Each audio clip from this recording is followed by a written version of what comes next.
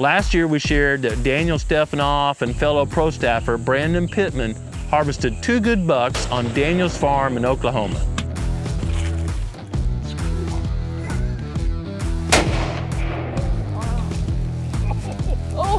Several years ago, I laid out a habitat and hunting improvement plan on a smaller property Daniel owned.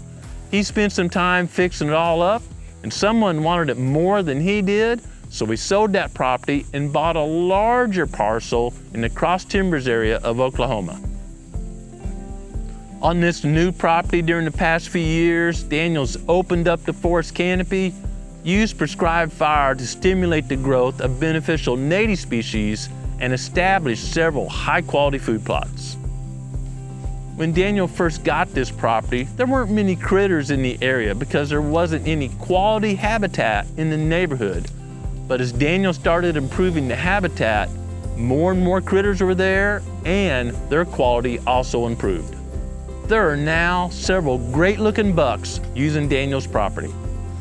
Growing Deer is brought to you by Bass Pro Shops and Cabela's. Also by Reconics, Eagle Seed, Winchester, Avian X Decoys, Lacrosse Footwear, Morel Targets, Bog, Hooks Custom Calls, Summit Tree Stands, RTP Outdoors, Yamaha, Fourth Arrow, Onyx Hunt, Fleet, Scorpion Venom Archery, Case IH Tractors, Burris Optics, Bloodsport Arrows, Code Blue, Decode, G5 Broadheads, Prime Bows, and Redneck Hunting Blinds. Quality habitat not only increases the quality of bucks, but it also results in an increase in the quantity of deer. Once established, to maintain quality habitat, it's very important to balance the amount of food that habitat can produce with the number of deer using the area. Based on Daniel's observations of the number of deer he's seeing and the amount of forage that's being produced on his farm, he knew this year it was important to set a quota for doe harvest, and to reach that quota, he needed to reduce the number of mouths competing for the quality forage. Oklahoma's deer season opens the 1st of October, and Daniel and his property manager, Owen, who you may recognize as a past growing deer intern, were eager to get in some stands. Typically, the vast majority of days throughout a deer season will have a northwest, southwest, or west wind. East winds tend to be fairly rare, so it's important that you design most of your hunting locations to be approached from the east. That way, you're not alerting deer when you enter or exit your hunting location.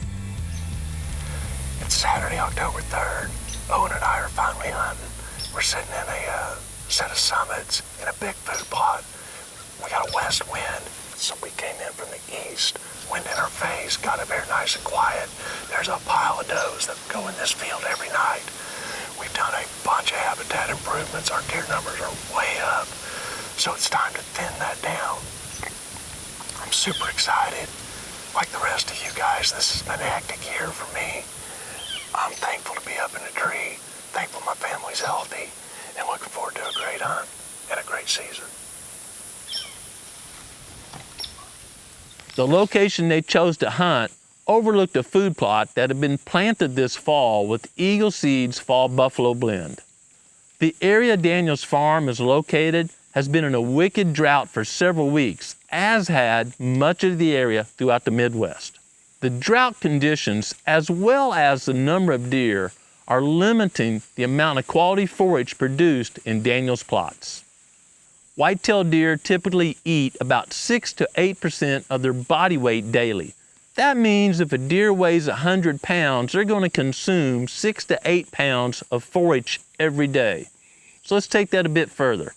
Imagine 5, 6 does and fawns come into a 1 or 2 acre plot. And the average weight of all of them combined this time of year to start a deer season is 100 pounds. Does weigh a little bit more, fawns a little less. Goodness, that's 40 or more pounds of forage they're taking a day. And that's significant if you're talking about a plot that's recently been planted in dry conditions. I doubt the plot's producing that much forage, and the deer can actually browse it and limit its ability to produce forage later during the season. A good illustration of this is what Daniel and Owen observed as they spotted a group of does head down feeding. While watching those deer, another doe appeared to the right.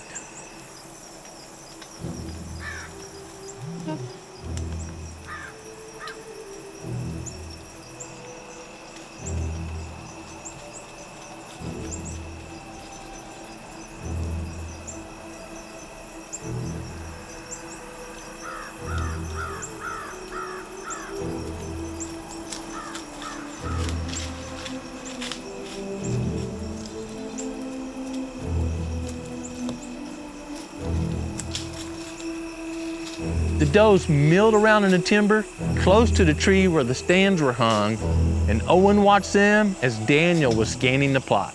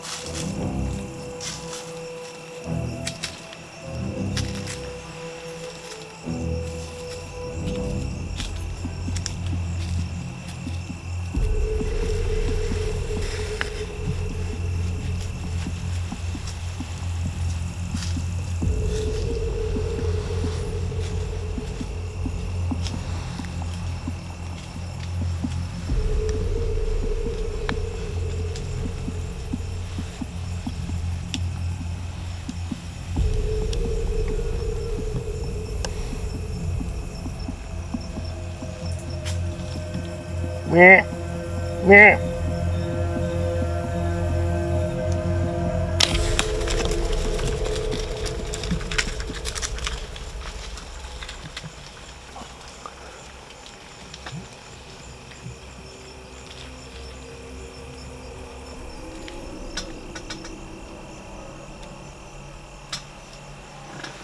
She's down.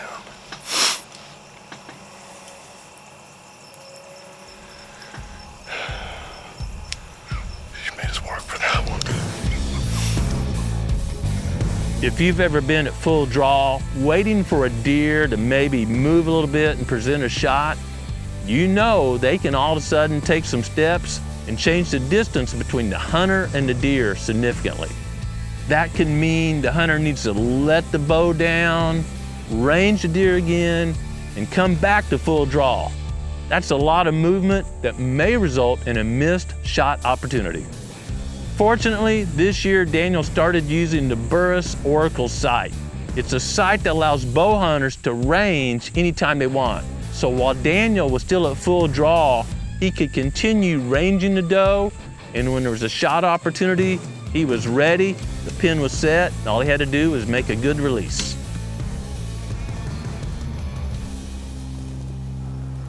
Doe number 1 for the 2020 season is down. I'm very proud of Daniel for all the work he's put in to improving the habitat for many species, including white-tailed deer, and for understanding and accepting the responsibility that we don't only improve habitat, but we as hunters are also wildlife managers. Owen and I wrapped up a great first hunt. This year at our farm, we call the farm the Cross Timbers 440. 440 acres dead in the heart of the Cross Timbers ecosystem, and these deer make their living off of eating acorns and smilax. There's no ag anywhere around here. I would dare to say that we're probably one of the bigger ag producers in this county. So the benefit of that is we've done a lot of habitat work. Our deer are thriving, but we've got too many deer. So this season is about removing mouths, and taking this doe down is the start of about 16 that we need to get off the property. Properties have a certain carrying capacity, and if we don't control our does, then we're going to have too many deer for the carrying capacity of this property, and that's going to be to the detriment of our bucks. So we're trying to get big bucks up here, and big bucks need good nutrition. So we'll pull down a bunch of does this season, and super excited about the rest of the opportunities that we're going to have. Owen and I are going to load this thing up in the Yamaha, go up, get it processed, and I'm gonna have some fresh venison to put on my grill this weekend. I've received many questions recently from throughout the Whitetails range asking why their food plots had failed. Some of those folks included a picture, and when I studied it, it was obvious the food plot didn't fail. It simply couldn't produce enough forage for the amount of deer feeding in that area. I'm not surprised by the number of questions on this subject because the number of does harvested throughout the Whitetails range has decreased versus staying the same or actually increasing. When the number of deer in an area increases, but the amount of quality forage produces stays the same or even decreases, bad things happen. One of those is that the deer will seek out all the best plants, what we call ice cream plants, and literally browse them to the ground. If this continues for several years, they may reduce the seed base for those native species in the area. As habitat quality decreases, deer are forced to eat lower quality plants. And when they're eating lower quality plants or not getting enough groceries, their health is going to decrease also. When I evaluate food sources in an area, I'm most focused on the quantity of quality food during the late summer and late winter. Those are the two typical bottlenecks for available food for white-tailed deer. In some areas, due to land ownership patterns and other factors, it may be impossible to provide enough quality forage for the amount of deer in the area. And in that case, hunters need to accept a role as wildlife managers and realize every time they pull the trigger or pass a deer, they're making a management decision that impacts the herd's health. In areas where there's ample quality food, it may be a wise decision to pass some does and allow that deer herd to increase in number. That's rarely the case because it's important to realize that a healthy deer herd can increase its population by about 1/3 each year if they're in high quality habitat. Well, it doesn't take too many years for that deer herd to double, and not many places can handle twice as many deer. Maybe you're in an area where there's been a recent outbreak of EHD, epizootic hemorrhagic disease, a really bad outbreak like during 2012, and deer population numbers decrease significantly where you hunt. If that's the case, simply back off the doe harvest for a year or two, not 5, because in a year or two, again, increasing at 1/3 a year, the numbers will be right back to where they were before that disease outbreak. Those are rare situations. Throughout most of the Whitetails range, there's more deer than quality groceries, and we know that by the amount of fawns surviving to 6 months of age or the average body weight of any age class. Achieving an ample doe harvest can be difficult if only 1 or 2 hunters in the area have that objective. It's often better to have a little meeting somehow, get the local hunters together and just share. Hey, have you noticed that food plots aren't growing as well, or certain species of native vegetation isn't present anymore?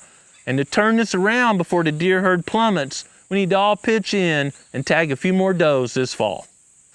Sometimes an individual landowner can make a difference, and I'll use my good friend Mr. Terry Hamby's property in western Kentucky. We had noticed that the food plots were struggling to produce a lot of forage and the native vegetation was being browsed pretty hard. So last year, several of Mr. Hamby's friends, including me, all committed to tagging a bunch of does.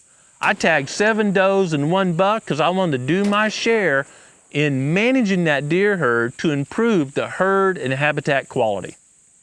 As a result of all of us really pitching in and Mr. Hamby working hard to have good quality food plots this year, I gotta tell you, he's growing some whoppers this year, and I'm eager to return and hunt with Mr. Hamby.